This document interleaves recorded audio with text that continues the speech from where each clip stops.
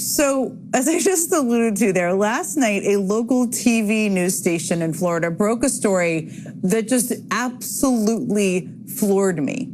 CBS News Miami obtained a sealed grand jury report, and Chris just referenced this, that detailed how Florida Governor Ron DeSantis' administration allegedly diverted $10 million from a settlement that was supposed to give poor kids health care, and directed that money through a nonprofit affiliated with the governor's wife, and then into political action committees aligned with DeSantis himself, as well as to the Florida Republican Party. And then somehow, a bunch of the people involved in making that happen all wound up getting huge promotions from Governor DeSantis. If this were written into a TV show pilot about a political scandal, is one of those storylines that would seem too far-fetched to be real. It might not make it off the cutting room floor. It is a scandal on top of a scandal on top of a scandal. But there are so many layers here. So let me just start at the beginning of this story. Because back in 2021, officials in Florida learned that a healthcare company called Centene may have overbilled the state for prescription drugs for kids on Medicaid. Definitely bad, right? The company was actually alleged to have overbilled a bunch of states to the tune of nearly $1 billion. So some states sued the company for Medicaid fraud and started winning back their money in settlements, though the company did not admit guilt. Ohio settled for $88 million, Mississippi settled for $55 million, Indiana got $66 million, Massachusetts got $14 million, and California got $215 million. But for whatever reason, Florida ignored the case for years. The company even sent Florida a draft settlement saying they would repay the state $67 million. They sent that all the way back in 2021, according to CBS Miami in their reporting. And Governor DeSantis' administration just sat on it, not doing a thing, until 2 months before the 2024 election. So yeah, 3 years later. Then suddenly, there's a whole lot of urgency in the DeSantis world. As CBS Miami put it, in early September 2024, state officials contacted Centene and said they wanted to immediately resolve the dispute. Only this time, the state had a new condition. Years after Centene, the company had offered to pay the state $67 million, the grand jury report shows that Florida officials now wanted that payment split into 2 chunks. $57 million were paid to the state of Florida, and $10 million donated to a nonprofit called the Hope Florida Foundation, which just so happens to be the nonprofit set up to help fund the social services initiatives of Governor DeSantis' wife, Casey DeSantis. You know who she is. She's shown right there on your screen. Now, if that weren't completely shady enough, there is more. There is a lot more. The settlement gave Centene more than a year to pay the state its $57 million, but it gave the company a much shorter timeline to pay the nonprofit tied to DeSantis' wife its $10 million. It had to deposit that cash within just 7 days. Remember, they ignored this for years. And just 25 days after that nonprofit, the Hope Florida Foundation, got that $10 million, it was all gone. The way the grand jury report describes it, it sounds a whole lot like a shell game. Because after Hope Florida got that $10 million, a forensic accountant testified to the grand jury that Hope Florida then gave a $5 million grant to another nonprofit, a nonprofit called Secure Florida's Future. Now, within weeks of getting the grant, Secure Florida's Future then sent $3,750,000 to a political action committee called Keep Florida Clean, which just so happened to be run by the guy who was Governor DeSantis' chief of staff at the time, James Althmeyer. Now, for what it's worth, the executive director of Secure Florida's Future denied that the money was passed through his organization, telling the grand jury that the grant money mixed with other funds from donors and then was dispersed based on the will of the board. Now, that might sound kind of plausible, but again, there's more. Because in another grant, Hope Florida gave the other $5 million to a nonprofit called Save Our Society from Drugs. And the executive director of that nonprofit testified to the grand jury that she received both a text and a phone call from DeSantis' chief of staff, same guy, James Althmeyer, advising her to apply for that grant. And wouldn't you know it, Within a week of getting that money, her nonprofit gave $4,750,000 to Olthmeyer's Political Action Committee, Keep Florida Clean. See how that all connects? We tried to do it all in graphic format on the screen for you. Now, the executive director of that nonprofit told the grand jury that she was not directed by anyone as to how to spend the money, and that she, on her own, felt that giving the money to DeSantis' chief of staff, PAC, was the best way to advance the mission of her organization. Okay, sure. But it's pretty wild how all that money appears to have ended up in the same pot there, right? Pretty wild. A pot that is also connected directly to one of Governor DeSantis' top aides. And what happened to the money once it got into that pot? Well, I'm so glad you asked, because again, there's more. The grand jury found that one of its uses was to lobby against a citizen-led ballot initiative that would have legalized the recreational use of marijuana in Florida. For whatever reason, fighting against recreational marijuana has been one of Governor DeSantis' hobby horses. And in the 2024 election, defeating that ballot initiative was clearly one of his very top goals. So a bunch of money went there, and a bunch ended up in the coffers of the state Republican Party. The same month Keep Florida Clean got that money, October 2024, the grand jury's forensic accountant found that it sent $7 million to the Republican Party of Florida. Again, this money was supposed to go to sick kids, just to come back to the full circle part of this. And at the same time, the Republican Party of Florida sent Keep Florida Clean $2 million. So if you do all the math here, and we did, that is a net of $5 million for the Republican Party of Florida. And then when Keep Florida Clean disbanded a few months later, it put all of its remaining funds, upwards of $1 million, into another political action committee called the Florida Freedom Fund, which, wouldn't you know it, was also chaired by Florida Governor Ron DeSantis' chief of staff, James Olthmeyer. That guy was very busy with PAC funding and money moving around. So just to sum that all up, Ron DeSantis' administration took $10 million that was supposed to give poor kids health care, $10 million that was legally owed to the taxpayers of Florida, and according to this grand jury report, funneled that money to political projects and political allies of Ron DeSantis. Can't make it up.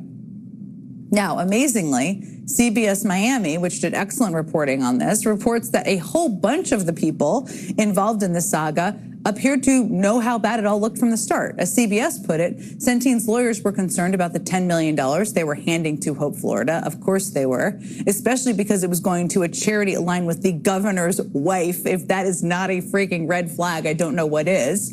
The company demanded the settlement include wording that made it clear that they were being directed by Florida's Attorney General to do that.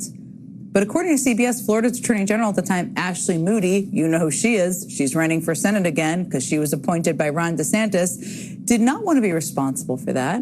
So she had her chief deputy, a guy named John Gard, sign a revised version of the settlement, revised so that it was a settlement between the company and the state's health agency, not the company and the state's Attorney General. And then the guy who was the head of that state health agency signed it.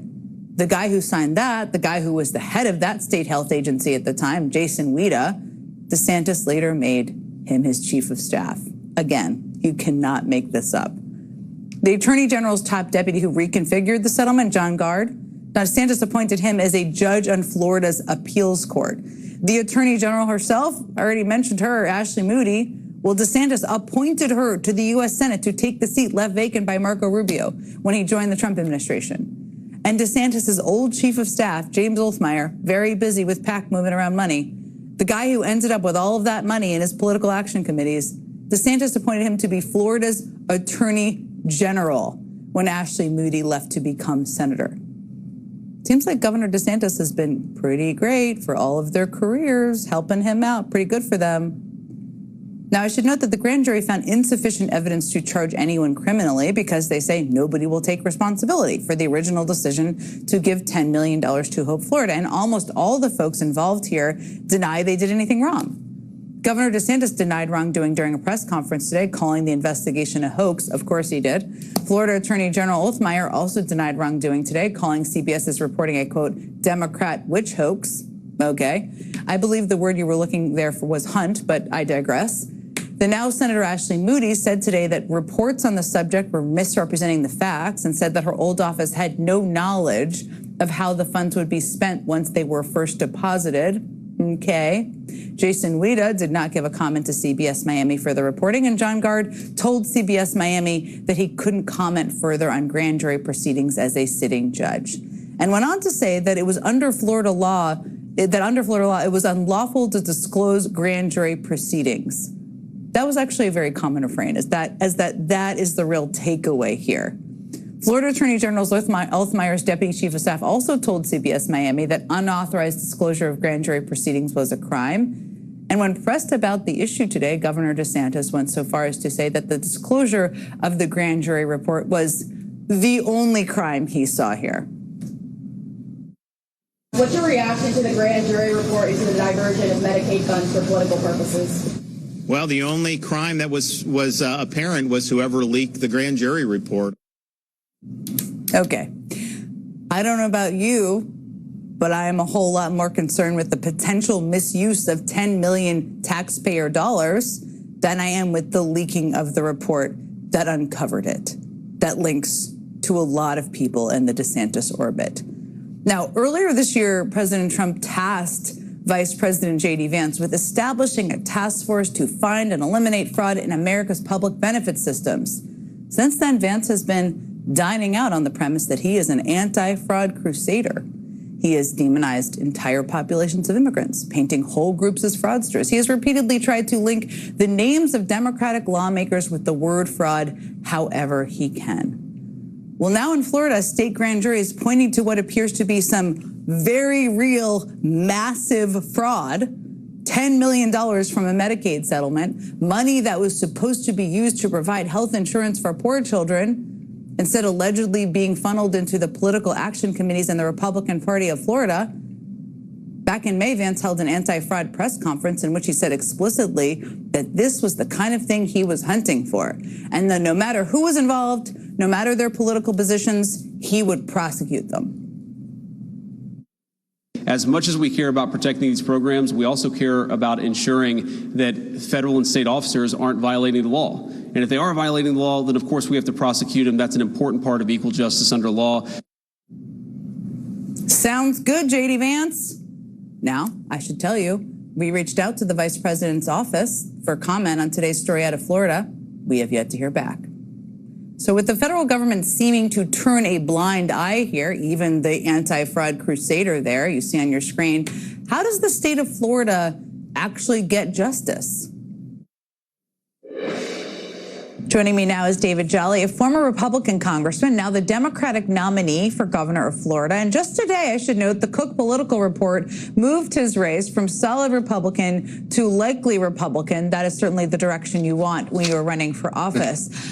All right, David, this story is crazy. It is bonkers. I just did my best to summarize the funneling of $10 million to Republican causes that was supposed to go to Hope, Florida. But this completely crazy level of corruption is happening in a state you are hoping to lead. What do you think is most important for people just tuning into this story, trying to digest it to really understand? Sure. Yeah, let's simplify it. Our governor, our U.S. senator, and our attorney general were involved in an orchestrated scheme to launder money from the state Medicaid program to the First Lady's nonprofit and then pass it through to political committees to benefit the governor. It's money laundering. It's money laundering. And as a result of all of them colluding, then what the governor did is he promoted the people who architected it. Our attorney general at the time, Ashley Moody, became a United States senator by appointment. The governor's chief of staff became our state attorney general by appointment. A deputy attorney general was promoted to a judgeship. And part of the frustration of the grand jury, if you go through the report, is they say nobody would really cooperate with us. Everybody pointed at somebody else. And most of them were lawyers who could be shielded by the practice of law and therefore were unable to recommend charges. Which is why, as a candidate for governor, I have said that we should reopen the Hope Florida investigation, get the additional facts under an independent counsel, a special counsel, or at least an office that's not going to be implicated in the actual alleged crimes themselves. And honestly, Jen, this doesn't have to be a partisan moment. I'm asking Byron Donalds, the Republican nominee, to commit to the same thing. Reopen the Hope Florida investigation so that Florida's voters can get a clear picture of how money was laundered from needy families in need of health care into the political ambitions of our governor. There's so much to dig into here. Let me start, and I want to talk about the investigation. You've called for reopening it by just asking you, I mean, as you just said, the grand jury came back and basically said, and this is a quote, "We know taxpayer money was misused, but nobody will take responsibility," which I think to a layperson or a person reading it like myself, that sounds crazy. A separate Florida State House investigation went nowhere after the DeSantis administration refused to cooperate. A federal investigation reportedly went nowhere. How do you think, if you reopen this or your plans to do that, how will it be different? How can you pursue this in a different way to actually get cooperation, get more information? Well, clearly the investigation was obstructed because the people being investigated hold all the power. The governor, our attorney general, a U.S. senator. And then, as you saw, most of the people interviewed were lawyers who were shielding themselves. And so my intent would be to open up a fact-finding investigation under an independent office, independent counsel, or I will do it through the governor's office to pursue the truth. I mean, what the grand jury report said is that it is clear the spirit of the law was broken, and we presume that the actual law was broken. That's essentially what the grand jury report says, but we're unable to recommend charges because nobody will cooperate with us. Look, perhaps a fact-finding mission goes nowhere, but I think the people of Florida deserve to see additional information. You know, when I got into this race, Republicans control a supermajority in Tallahassee. They have for about 30 years, Jen, and a leading Democratic legislator said, "You know why Republicans keep doing the things they're doing? Because they can get away with it." And today, that's what I was reminded of, that a year ago, a Democratic leader said to me, Republicans in Tallahassee do this because they can get away with it. They shouldn't be able to get away with it. And as governor, I'm going to make sure they won't. There's a piece of this that just baffles me, to be honest. I mean, a lot of it baffles me and enrages me. Sure. But according to the reporting, at least a portion of the money was funneled toward defeating a ballot initiative on marijuana, which I know Governor DeSantis spoke out against. It was a priority of his. Why did they care about that so much? And what questions do you have? Because some of the money also just went to the Republican Party of Florida. What questions do you have about how this money was used and why? Yeah, so this opens up one of the most damning parts of the grand jury report. So understand there was a Medicaid settlement, and instead of putting all the money into Medicaid, the scheme was to move $10 million through the First Lady's nonprofit, Hope Florida. That's what's called Hope Florida. But then the scheme involved two separate applications of $5 million each, applications to Hope Florida for $5 million in grant funding, that the grand jury found the applications themselves mischaracterized the intent of the money. It's absolute fraud. And what was happening in the state of Florida was that the state had a ballot initiative to consider whether or not to, by constitutional amendment, allow recreational marijuana. The governor wanted to defeat it, so they passed the money through the First Lady's nonprofit and put it into a fund to convince Florida's voters not to go along with recreational marijuana. Look, the governor has every right to engage in politicking in the state of Florida. He could even raise money for his own campaign to defeat the constitutional amendment. In this case, he stole Medicaid money that was intended for families in need of health care and used it to fund his own political interests and did it through what the grand jury considered an orchestrated, sophisticated scheme. Look, when you smell corruption, you got to go after it. And the grand jury was trying to do that. And the people who were standing in the way now occupy our U.S. Senate seat, our state attorney general seat, and our governorship. And I think this needs an independent look. That piece you've touched on a few times, and it is a piece of this that is absolutely bonkers, is that the fact that everyone involved here got some sort of a promotion. There's so many layers of this, but I mean, and look, one of those people is running for Senate. I mean, they're all, to your point, in higher positions now. What questions do you have for all of them? How do you think this could impact some of the people who are currently on the ballot, including Ashley Moody? Yeah, now the appointments make sense, Jen, because Ashley Moody, as a state attorney general, had to sign off on this corrupt deal. And even today, she said, I didn't know how the money was going to be used. Well, then that's malfeasance in the way you administer your office. The governor's chief of staff was clearly at the intersection of how all this came together. And so after it happened and after people started investigating it, the governor appointed his chief of staff to be the state attorney general that would have the law enforcement purview over any investigations like this. And so the people who were involved were promoted to places of further power, obstructing what would essentially be a grand jury investigation that could not get to the bottom of the truth because nobody would cooperate. The bottom line is that Medicaid money intended for needy families was stolen to further the political interests of the governor, and the First Lady's charity was used to launder that money. That is corrupt. That is corrupt. Everybody understands that. That Medicaid money, healthcare money intended for families and children was stolen to benefit the governor. And it was architected by our current U.S. Senator, by our current Attorney General, and our current governor. It's absolute corruption. And look, if I'm wrong about that, the investigation will prove I'm wrong. But I think what people across Florida know right now is the Republicans are getting away with it because they can, and they want a governor who's going to say, we're not going to let this happen anymore. David Jolly, there are a lot of threads to pull here. It sounds like you're ready to pull them. Thank you so much for joining us tonight. Good to be with you. Thanks, Jen. Coming up, what if I told you that we have only just scratched the surface of the scandals facing Donald Trump's hand-picked Senate candidates today? What if I told you that a couple of Republican candidates looked at what Ashley Moody is accused of in Florida and said, hold my beer?